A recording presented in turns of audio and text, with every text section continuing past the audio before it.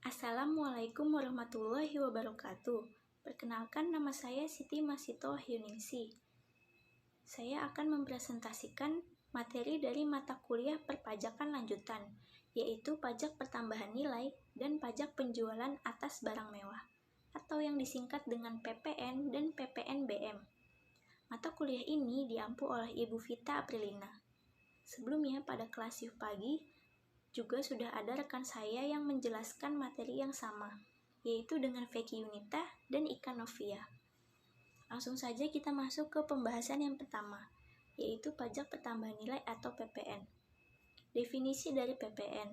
PPN merupakan pajak yang dikenakan terhadap pertambahan nilai yang muncul karena pemakaian faktor-faktor produksi oleh pengusaha kena pajak atau PKP, yang dimana PKP ini menyiapkan, menghasilkan, dan memperdagangkan barang kena pajak atau BKP maupun jasa kena pajak atau JKP. Jadi PPN ini dikenakan atas transaksi jual beli, baik yang dilakukan oleh orang pribadi maupun oleh badan. Selanjutnya ada objek-objek dari PPN. Ada beberapa objek dari PPN. Di sini saya membahas 5 poin objek dari pajak pertambahan nilai atau PPN. Yang pertama, ada penyerahan barang kena pajak atau BKP dan jasa kena pajak atau JKP di dalam daerah pabean yang dilakukan oleh pengusaha. Lalu poin yang kedua ada impor barang kena pajak. Yang ketiga ada pemanfaatan barang kena pajak tidak berwujud dari luar daerah pabean di dalam daerah pabean. Yang keempat, ada pemanfaatan jasa kena pajak dari luar daerah pabean di dalam daerah pabean. Dan yang terakhir, ada ekspor barang kena pajak berwujud ataupun tidak berwujud, dan juga ekspor jasa kena pajak oleh pengusaha kena pajak. Selanjutnya yang bukan merupakan objek dari PPN. Pertama, ada barang hasil pertambangan atau hasil pengeboran, yang dimana barang-barang ini harus diambil langsung oleh dari sumbernya. Lalu yang kedua ada barang kebutuhan pokok yang sangat dibutuhkan oleh rakyat banyak. Lalu yang ketiga ada makanan dan minuman yang disajikan di hotel, restoran, rumah makan, warung, dan sejenisnya, baik yang dikonsumsi di tempat maupun tidak. Lalu yang keempat ada uang, emas batangan, dan juga surat-surat berharga. Dan yang terakhir ada beberapa jasa, di antaranya jasa pelayanan kesehatan medis, pelayanan sosial, pengiriman surat dengan perangko, keuangan, asuransi keagamaan, pendidikan, kesenian dan hiburan, penyiaran yang tidak bersifat iklan, dan juga jasa angkutan umum di darat dan di air, lalu juga di udara tapi yang di dalam negeri. Selanjutnya ada subjek dan bukan subjek pajak. Yang merupakan subjek pajak yaitu pengusaha kena pajak yang melakukan penyerahan BKP ataupun JKP yang dikenai pajak berdasarkan Undang-Undang PPN yang dalam kegiatan usaha atau pekerjaannya ini menghasilkan barang, mengimpor barang, mengekspor barang, melakukan usaha perdagangan, memanfaatkan barang tidak berwujud dari luar daerah pabean, melakukan usaha jasa, ataupun memanfaatkan jasa dari luar daerah pabean. Selanjutnya ada yang bukan subjek dari pajak, yaitu pengusaha kecil yang batasannya ini ditetapkan oleh Menteri Keuangan, kecuali pengusaha kecil tersebut memilih untuk dikukuhkan sebagai pengusaha kena pajak atau PKP. Selanjutnya ada besaran tarif dari PPN. Besaran tarif dari PPN ini diatur menurut ketentuan Undang-Undang Nomor 42 Tahun 2009 Pasal 7. 10% tarif PPN ini dikenakan dari besarnya DPP.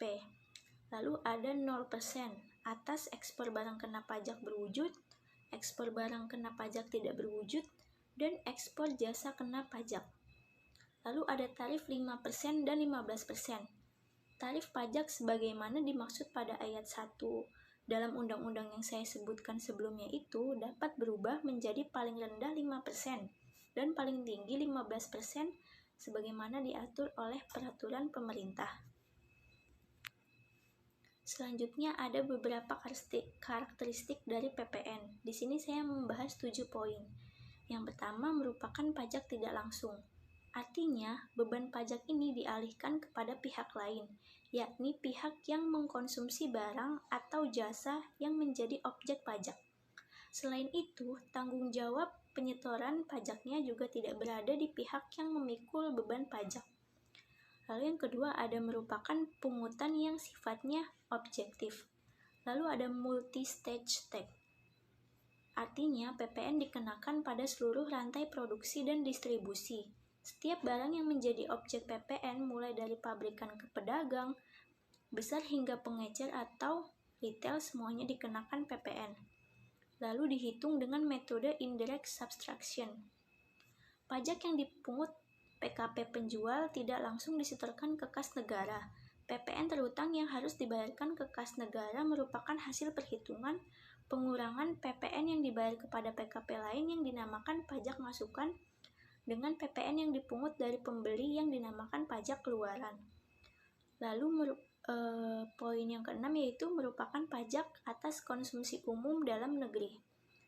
Lalu yang keenam bersifat netral. Netralis PPN dibentuk oleh dua faktor, yaitu dikenakan atas konsumsi barang maupun jasa yang menganut prinsip tempat tujuan atau destination principle dalam pemungutannya. Lalu yang terakhir tidak menimbulkan pajak berganda. Kemungkinan adanya pajak berganda dapat dihindari karena PPN hanya dipungut atas nilai tambah saja. Lalu selanjutnya dasar pengenaan PPN. Dasar pengenaan PPN ini ada harga jual. Harga jual didasarkan atas pasal 1 ayat 18 Undang-Undang PPN dan PPNBM. Dalam Undang-Undang PPN dan PPNBM yang dimaksud dengan harga jual adalah nilai berupa uang. Lalu ada penggantian.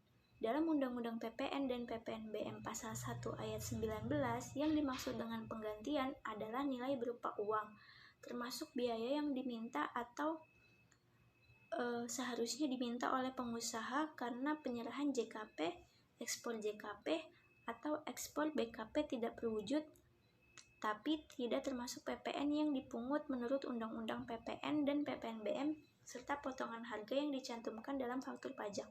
Lalu ada nilai impor, nilai ekspor, dan juga nilai lain. Di sini saya mencantumkan contoh dari PPN. Misal toko Samsung menjual kulkas sebanyak 20 kulkas yang harga satuannya itu sebesar 6 juta rupiah. Nah, yang ditanyakan berapakah besaran PPN terhutang toko Samsung yang wajib disetorkan? Maka cara menjawabnya yaitu kita total dulu besaran DPP-nya, yaitu 20 kulkas kali harga satuannya 6 juta rupiah, yaitu ketemu hasil 120 juta rupiah. Nah, besar PPN-nya ini 10% dari total DPP, berarti 10% dari 120 juta, yaitu 12 juta rupiah. Nah, maka jadi PPN terhutang yang wajib disetorkan oleh toko Samsung yakni sebesar 12 juta rupiah. Lalu selanjutnya yaitu pajak penjualan barang mewah atau PPNBM. Definisi dari PPNBM. PPNBM ini merupakan pajak yang dikenakan pada barang yang termasuk golongan barang mewah. Pengenaan PPNBM ini dibebankan pada produsen atau PKP yang menghasilkan atau mengimpor barang mewah tersebut. Selanjutnya ada objek-objek dari PPNBM.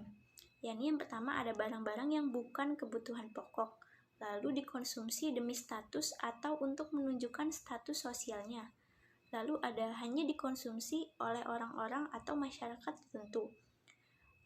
Lalu impor barang kena pajak yang tergolong mewah. Dan yang terakhir ada umumnya hanya dikonsumsi oleh orang-orang yang memiliki penghasilan tinggi. Selanjutnya subjek pajak. Subjek pajaknya ini ada pengusaha kena pajak yang meliputi pabrik atau produsen, pengusaha real estate, importir, indentor, pengusaha bidang pertanian, peternakan, perikanan, kehutanan, dan juga perkebunan, lalu ada pemegang hak paten dan merek dagang, dan ada kontraktor atau subkontraktor bangunan.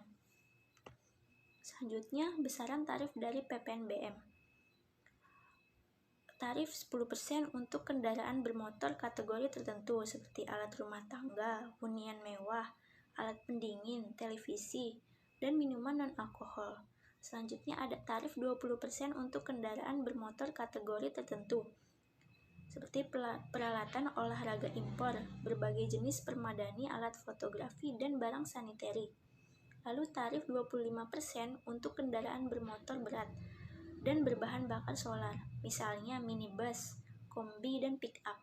Selanjutnya ada tarif 35% untuk minuman bebas alkohol, batu kristal, barang berbahan kulit impor, barang pecah belah, dan bus.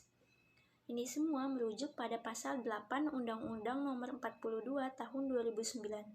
Tarif PPNBM yang paling rendah ditetapkan sebesar 10% dan yang paling tinggi sebesar 200%. Selanjutnya ada karakteristik dari PPNBM. Yang pertama merupakan pungutan tambahan, lalu hanya dikenakan satu kali. Jika diekspor, PPNBM yang dibayar pada saat perolehan dapat diminta kembali. Dan yang terakhir yaitu tidak dapat dikreditkan. Selanjutnya ada dasar pengenaan PPNBM. Dasar pengenaan PPNBM ini ada harga jual, penggantian nilai ekspor dan impor, dan juga nilai lain. Nah, yang terakhir saya lampirkan contoh dari PPNBM juga. Misal PTA merupakan produsen mobil. Dalam menghasilkan mobil, PTA juga membeli AC yang akan dipasang pada mobil yang dihasilkannya. Atas perolehan AC tersebut, PTA telah membayar PPNBM senilai 350 juta. Kemudian yang ditanyakan berapa besaran PPN dan PPNBM yang seharusnya dibayarkan oleh PTA. Nah, jawabannya ini apabila harga produksi mobil senilai 110 juta dan keuntungan yang diinginkan oleh PTA ini senilai 40 juta, maka harga jual yang harus dijual oleh PTA senilai Rp150.350.000. Dengan demikian, DPP atas mobil tersebut senilai Rp150.350.000 yang tadi. Nah, maka selanjutnya tarif PPNBM dan mobil yang diproduksi. Tarif PPNBM atas mobil yang diproduksi oleh PTA ialah sebesar 20% dari DPP-nya. Demikian presentasi dari saya. Kurang lebihnya mohon maaf. Wassalamualaikum warahmatullahi wabarakatuh.